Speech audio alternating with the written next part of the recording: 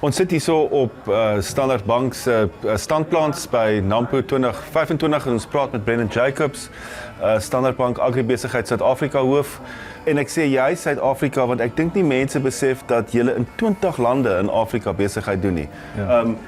En julle het al julle Afrika hoofde hier by Nampo gehad. Yes, ja, vertel ons 'n bietjie meer daarvan. Ons het een keer 'n maand het ons 'n steerkou waar al die lande saam is, waar ons best practices uitruil en so voort, maar hierdie week het ons eers vir 2 dae vergader in Johannesburg, 'n bietjie strategie gesels en daarna het ons die ouens in 'n bus gesit en ons het hulle Nampo toe gebring.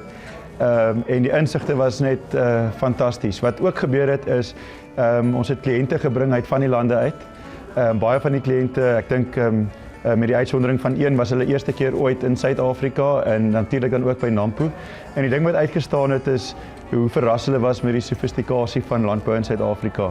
En ons het ook die geleentheid gebruik om 'n groot kliënteontbyt te hou waar ons die geleentheid geskep het vir Suid-Afrikaanse boere hier van die Botawil distrik en omgewing om interaksie te hê met van hierdie boere van die kontinent af. Hoe was die interaksie tussen die plaaslike boere en die Afrika boere? Ek neem aan dis maar net weer boere wat mekaar praat, né? Ek dink dis die ding van ons sektor, né? Ek dink die uitdaging is spesifiek omdat ons in Afrika werk, is die uitdagings in die verskillende lande baie soortgelyk. Infrastruktuur, veiligheid, handelooreenkomste, tariewe.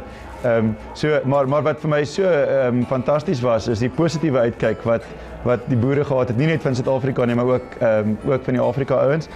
So daar was byvoorbeeld een van ons kliënte van Zimbabwe wat bietjie vasgehaak het met 'n transaksie in Suid-Afrika en oor die ontbyttafel sê hy sukkel met hierdie ding en daar ken 'n ander persoon 'n rolspeler en 'n halfuur of wat later het die klip uit die pad uitgerol. So dis daai tipe goed wat praktiese voorbeelde kan wees van sukses van samewerking oor die kontinent. En dit is seker ook hoe julle dan sukses meet van hierdie oefening. 100% en ek dink natuurlik vir ons sien dit as 'n mededingende voordeel. Waar ons kliënte wil ander markte ontlyk, kan ons natuurlik dit vir hulle makliker maak om met die plaaslike spanne in van hierdie omgewings te werk. Jy weet, van hierdie omgewings is moeilik. 'n plek soos Angola het jy 'n groot taalbarrier as jy nie Portugees praat nie, as jy nie die wetgewing daar verstaan nie. Jy moet altyd onthou as jy in hierdie Afrika lande werk dat jy werk in 'n ander man se land en daar's ander jurisdiksie en dis belangrik en ons het ook geleer daai om plaaslike leiers te hê wat daai omgewings verstaan.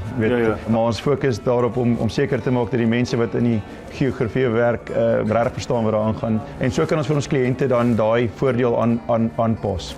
Ja, en dit is 'n groot voordeel, né? Ek bedoel die Afrika enorme potensiaal, maar mense moet eers oor die hekkies kom. Dis so, ja. Brendan, ons praat weer binnekort. Dankie. Baie dankie Chris.